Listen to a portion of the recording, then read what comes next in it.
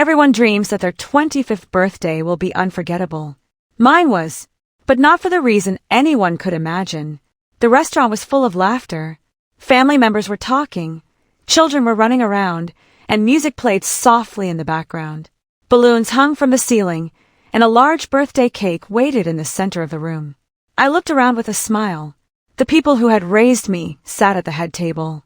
They looked serious, but I thought they were planning a surprise. I had no idea my life was about to fall apart. After dinner, my father slowly stood up. He held a glass in his hand and asked everyone to listen. The room became quiet.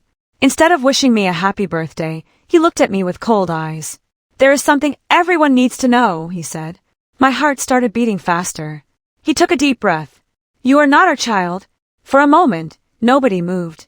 I laughed nervously, thinking it was a strange joke. But nobody laughed back. My mother lowered her head and began to cry. My father placed a small envelope on the table. Inside were papers, adoption papers.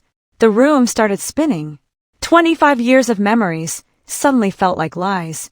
Then came the words that hurt the most. "You should leave our family." My birthday became the worst day of my life. Without saying a word, I stood up and walked away. As I reached the restaurant door, I accidentally looked toward another corner of the room. 3 tables away, a family was staring at me. Every single one of them had tears in their eyes. I froze. The strangers did not look away. An older woman covered her mouth as tears rolled down her face.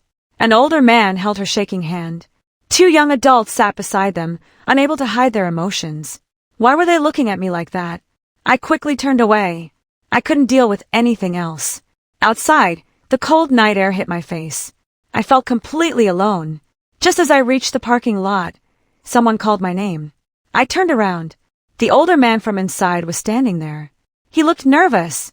"I know this is a terrible time," he said softly, "but please let me explain." I wanted to walk away, but something inside me stopped.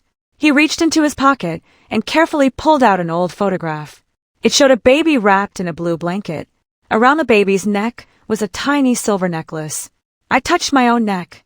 Under my shirt, I was wearing that exact necklace. My hands began to shake.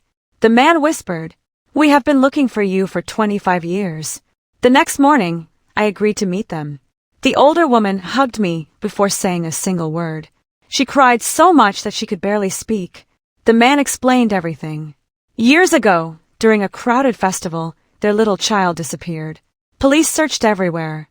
Volunteers joined. Television stations shared the story. But no trace was ever found. Eventually, everyone believed the child was gone forever. Except them. Every birthday, they kept an empty chair at the dinner table. Every year they hoped. Every year they waited. The younger brother smiled sadly. I always wondered what having an older sibling would be like.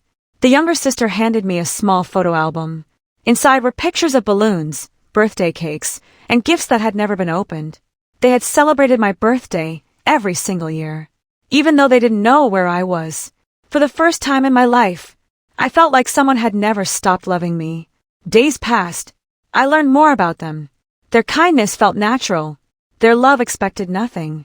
Meanwhile, the people who had raised me never called. Not once. I couldn't understand why. Finally, I returned to ask them. My mother opened the door. She looked older than I remembered. She invited me inside. For a long time, neither of us spoke. Then she quietly admitted the truth. They had adopted me after a difficult legal process many years ago. But after losing money, health, and happiness, resentment slowly grew. Instead of seeing me as their blessing, they started seeing me as a burden. Those words broke my heart. She cried and begged for forgiveness. But some wounds cannot disappear overnight. I walked away again, this time without anger. Only sadness. My birth family never pressured me. They simply welcomed me whenever I came. Slowly, I became part of their lives. We cooked together, shared old stories, created new memories. For the first time, I laughed without pretending. One afternoon, my younger sister handed me a wrapped box. Inside was a birthday cake decoration shaped like the number 25. She smiled. "We saved it, hoping one day we'd celebrate with you." Tears filled my eyes. The birthday I thought had been destroyed was waiting for me all along. That evening we sat together around one table. Nobody cared about the past. Everyone cared about the future. But one final surprise was still waiting. Have! The lights suddenly went out. A familiar birthday song filled the room. Candles lit up the darkness. Everyone was smiling. The older woman gently placed the cake in front of me. "I know we're late," she whispered. "But happy 25th birthday." I couldn't hold back my tears. For years, I believed family was only about the people who raised you. That night I learned something different. Family is the people who never stop searching. The people who keep an empty chair for decades. The people who believe love can survive time. I looked around the table. No expensive gift could compare to this moment. No words could describe what my heart felt. I made one wish before blowing out the candles. Not for money. Not for success. Only for more days like this. As everyone clapped, I realized something. Being abandoned at my birthday had felt like the end of my story. But it wasn't. It was the beginning of the life I was always meant to find. And sometimes, the family you've been searching for has been saving a seat for you all along. Hit the subscribe button and turn on the bell icon so you never miss a new emotional story. Your support means more than words can say, and it helps us continue bringing these untold stories to life.